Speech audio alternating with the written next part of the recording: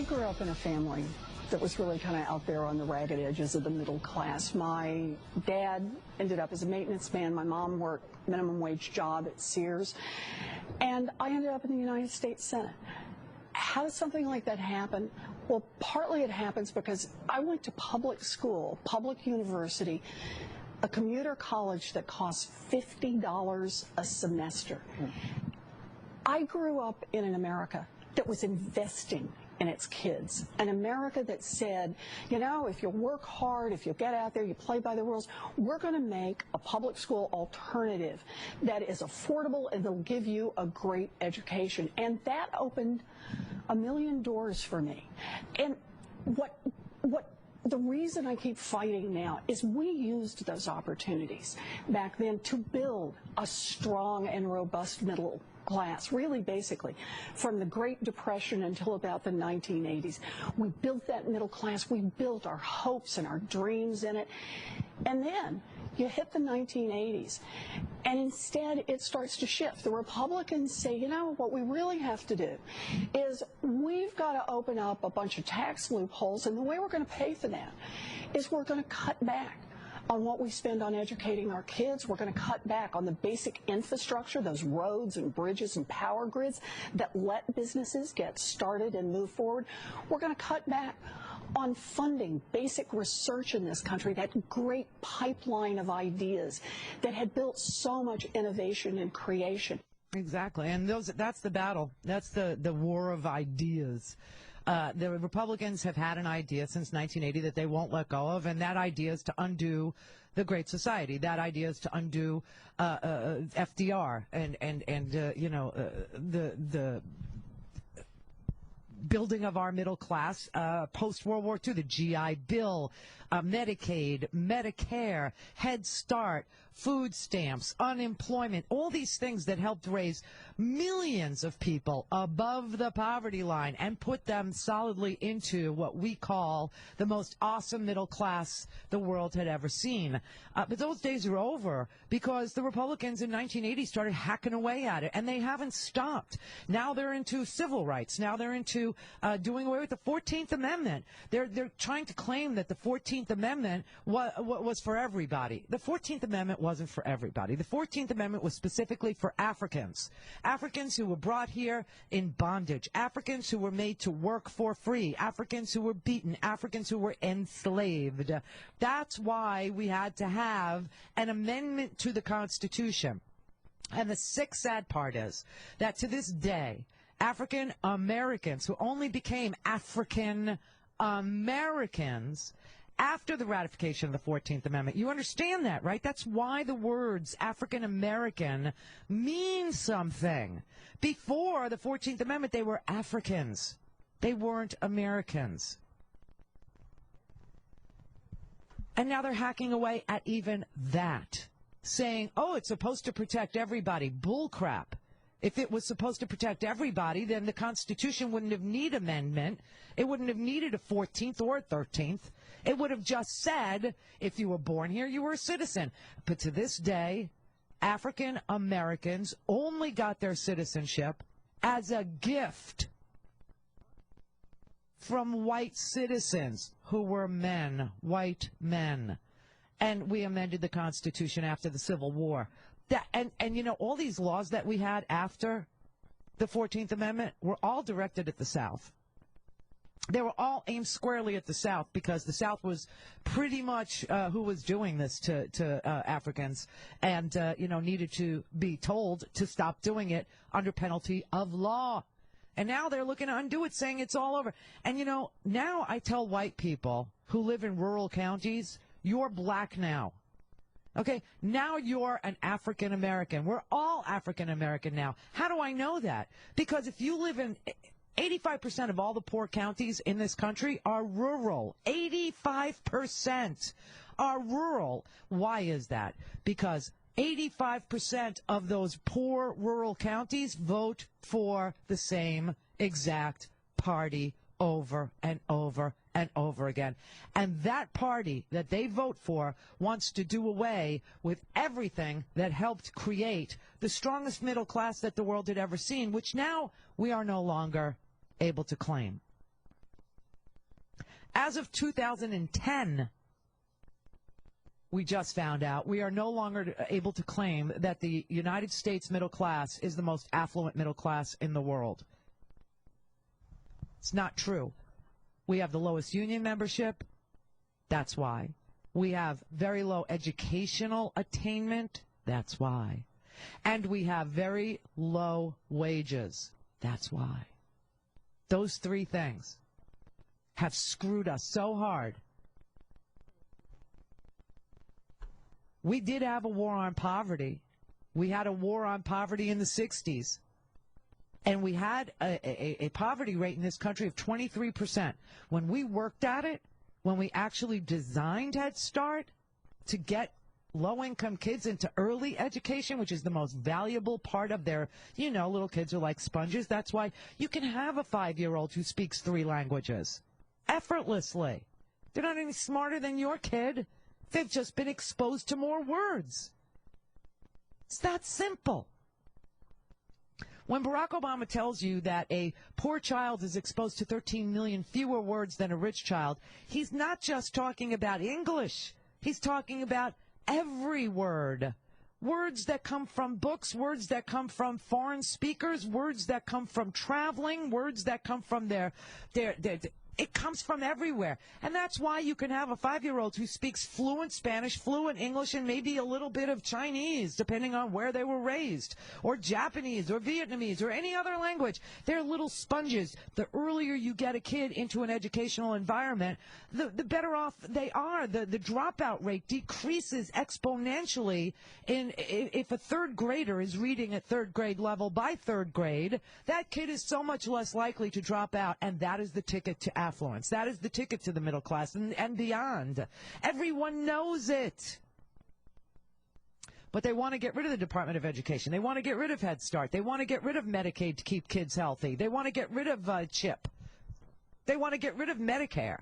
They want to get rid of food stamps. They did get rid of long-term unemployment. Now, instead of 1.3 million on with no check coming in,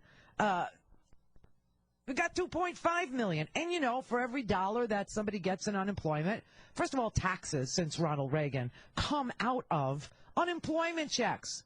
You've got multinationals like GE that have negative tax rates, meaning we pay them. But if you're unemployed and getting unemployment, that check is taxed. Thanks to Ronald Reagan. But now you don't even have the check, so now you're off the grid for taxes. We don't even collect that. And the number is up to 2.5 million. And for every dollar we gave those 2.5 million people, they created at least $1.55's worth of economic activity in our economy. It's actually a growth multiplier. It's like they're in a race to see how fast can we get down to the bottom. Meanwhile, you still have people in this country that live on dirt roads. You have people that in this country that live where there's no, there's only a prison. That's the only industry there is a prison. Drugs are rampant, no contraception, nothing's been built. And then the people who were educated, they flee because there's no future there. And they leave these hollowed out, sick, really sick, diseased places. And you look at where these places are and you see 85% of poor counties are rural American counties. And those people are angry. It seems to me that after all this time of looking around and seeing when things were good and living in a luxury economy in the 90s, and that was a luxury economy. That's when I bought my house. That's when 22 million jobs were created. That's when the Internet was shrunken down to be, at that point, it was small enough to be on your desktop, and we thought, wow, that was something. Now it's in your pocket, okay? all because of research and development, all because of investment in DARPA and DARPANet and all these, government programs. People thought Velcro and Tang were all we got out of the space program, and it's laughable. But, it's an amazing thing that when you invest in your own country's science, math, technology, infrastructure, make sure nobody is falling through the cracks. You don't have this massive drug epidemic. You don't have towns that are hollowed out. You don't have people fleeing their communities. You don't have families being dissolved and prescription drug abuse and high rates of imprisonment. When you don't have that, you have a luxury economy. And that is what we had in the 90s. We just saw, and people started to, want to keep up with the Joneses. And the banks were real hip to it, and they knew you were going to borrow against your one source of real wealth, which was your house. And, man, they made it so easy. Then they packaged the good people with the bad people and sold it all over the world. And then they affected so much change by imploding the good mortgages and the bad mortgages, which should never have been made if they were responsible. And now we subsidize them to it's like foreign aid we give to the banks so that they won't attack us again. I mean, that's how I think about it. Foreign aid to the banks. That totals the entire $3 billion more than the entire food stamp program goes to the banks, just as kind of foreign aid, saying to the banks, don't attack us anymore. We can't prosecute you because you're too big, so just don't attack us anymore. We'll pay you. I mean, it's the sickest economy I've ever seen in my life. And it dawns on me that Americans have two emotions left, just two. Either they're so numb, either because they can't be amused anymore, they tried everything, they're limp, they're drugged, they're complacent, their boredoms are amused, the TV does it for them, or they're boiling angry, and they make decisions in both those states. And neither one of them is going to produce a decent result. Somebody who's completely numb and can't feel is not going to make a good decision. And somebody who is boilingly angry and wanting to shoot at the federal government or kill federal officers or overthrow their government or secede from the union or punish those people or see everybody as an other or an interloper or a free rider or a taker is not going to make a good decision. And it seems to me those are the two emotions we have left. Total numbness and total agitation. It's amazing to me.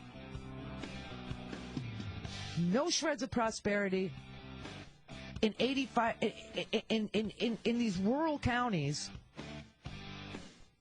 No investment, no infrastructure, shuttered businesses, homes crumbling from neglect, dirt roads, gravel roads. 46% of the kids in these counties don't live with their biological parents. Their mothers and fathers are in jail or dead from overdoses or have left them to flee and left them with relatives. And you've got Republicans telling you this is only happening in inner cities. Really? Are you freaking out of your mind? The union busting and the cheap labor and the right to work state movement bankrupted Detroit. Then they point to Detroit and they go, oh, look at it. It was their policies that did it. Just like it's the policies of the Republican Party that's doing it to these rural counties, too. The difference is, in Detroit, they seem to know better, and they're trying to rebuild something out of nothing. And in these rural counties, they've given up. Sick. 20 after. Randi Rhodes. Your personal hotline to the cold, hard truth. 866-87-RANDY. This is The Randi Rhodes Show. Hi, Phoenix. Call me right now at 866-87-RANDY, 866-877-2634. This is The Randi. The problem is that Washington works for the big corporations. Yeah. That's exactly right. For the billionaires, for those who can hire armies of lobbyists and lawyers. Their voices are heard everywhere in the halls of Congress. But what we have to remember is they have concentrated money, concentrated power on their side, and it shows up. It gives them great advantage. But what we have on our side, We have our voices and we have our votes. And as long as we stay active, as long as we stay engaged, we can win. We can win. That's the dirty little secret. And this is why voter suppression, voter ID laws, where there was no fraud, is no fraud, will never be fraud, in a modern voting system. People vote by mail in entire states in this country, and there's no fraud, there's no problem. But all this voter suppression, because one thing that the conservatives know is that their agitated base is going to show up. It's the only speed that the agitated base has. They're literally one-speed engines, okay? And they're always, and then on the left you've got, people who care, but some of them are idle. I mean, there's nothing in between. There's no gears anymore. People are just exhausted, or they've made themselves numb, or they're apathetic, whatever. And then on the other side, so they know that their base is going to show up because their base is agitated. They are pissed off at black people. They are pissed off at Jews. They are pissed off at everything. They hate their government, but they'll show up to vote. It's so strange.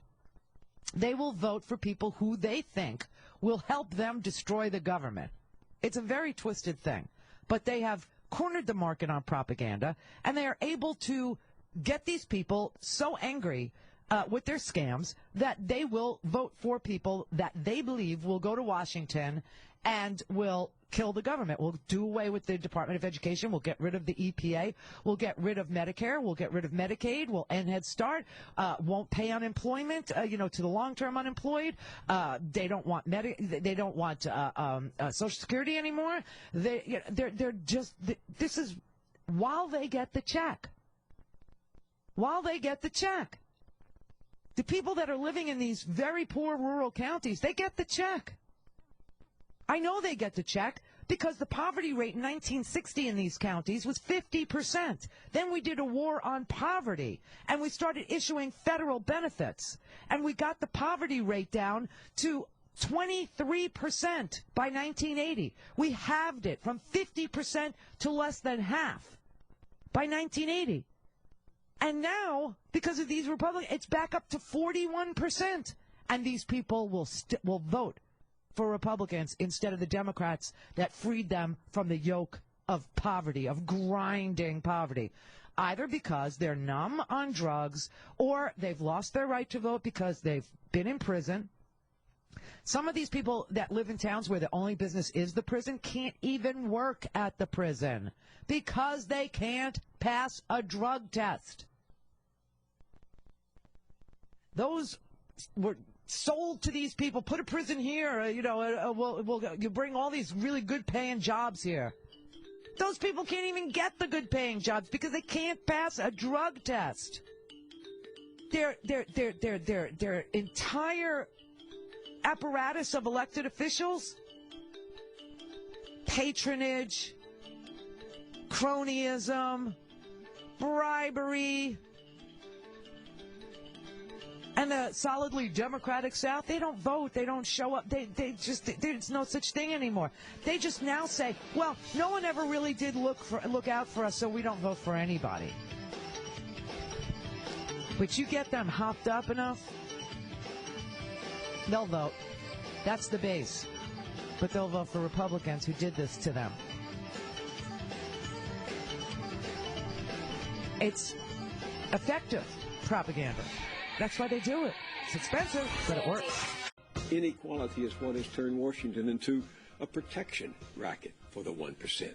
It buys all those goodies from government, tax breaks, tax havens, allowing corporations and the rich to park their money in a no-tax zone, loopholes, favors like carried interest, and on and on and on. Listen, there's a big study coming out in the fall from Martin Gillens at Princeton and Benjamin Page at Northwestern, based on data collected between 1981 and 2002. Their conclusion, quote, America's claims to being a democratic society are seriously threatened.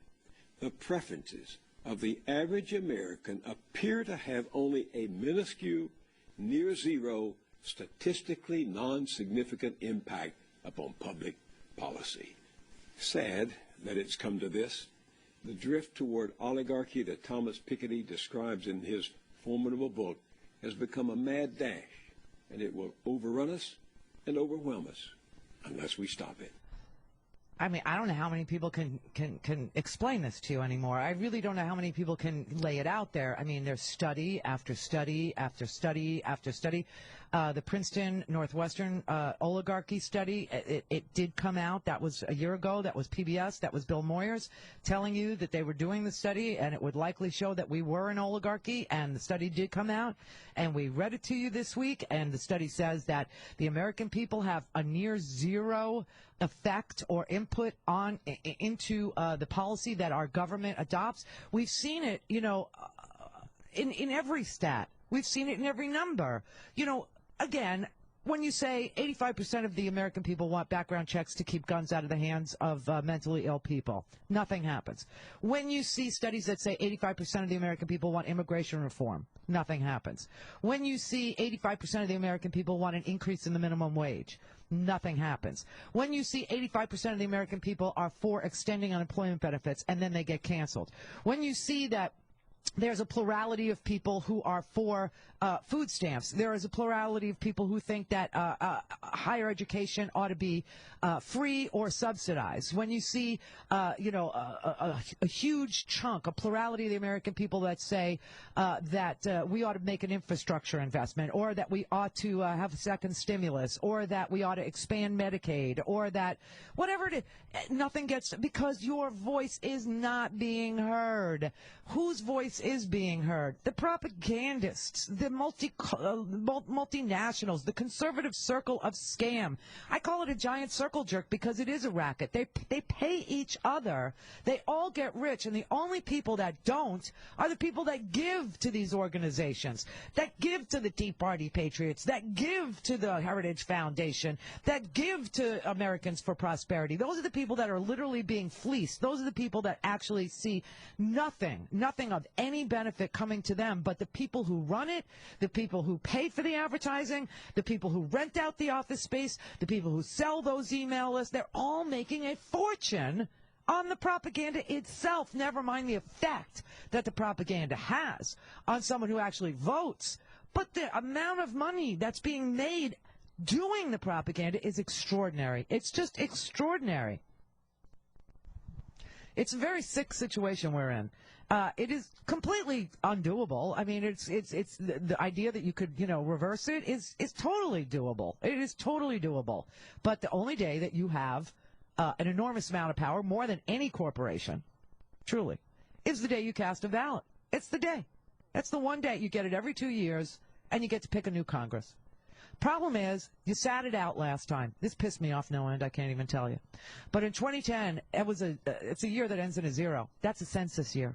That means that's a year. I went to your part of the world. I remember I went to Sicily, and I couldn't believe that they had armed soldiers in the airport. It freaked me out. I went, oh, I'm not in America anymore. And now it's the exact opposite. Yeah, I mean, that was a culture shock for my children. My children spent the first 14 years of their lives living in the UK, and you know, come back and see the gun culture and things like that. And you hear people talk about the Second Amendment and all that. They just sit there and they scratch their heads. And I think one of the biggest stark contrast I've seen is the education system. I mean, my children, to get into university, because my oldest daughter is now just coming up to university age, to get into university, she actually needs to know more to get into university than somebody with a bachelor's degree in the United States. Oh, I'm sure. And it's absolutely shocking. I'm sure. I watched my kid go to school in Florida, and in 10th grade, I swear to God, not 3rd, not 4th, 10th grade, they taught her about Dr. Martin Luther King. 10th grade. Yeah. It's really sad. Yeah, well, listen, enjoy the Mediterranean. Go out and breathe some air for me. Okay. Just one quick thing. I hope you, with the best of luck in your future endeavors. Thank you. I hope you get everything you want in your life and your dreams. Thank you. And the other thing is just a little chuckle.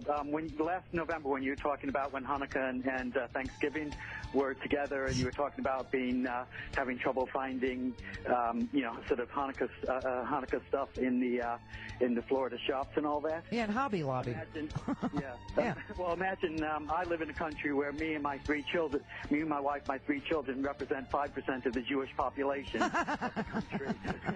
So imagine what we have to go through to try and get anything related to Hanukkah or Passover or anything. I hear you. I'll think of you. I really will. I'll think of you. Okay, Thank you. Well, good luck. Yeah, thanks, Nick. Thank you for calling. Oh, he is in just a dreamy part of the world. He really is. Malta is just a little teeny place. Go look it up on a map. You'll see it's like just south of Sicily. It's just, it's where Robert Palmer is from. Remember Robert Palmer? Simply irresistible. Apparently, white faces, red lipstick, and, dark on. Yeah. The man from Malta.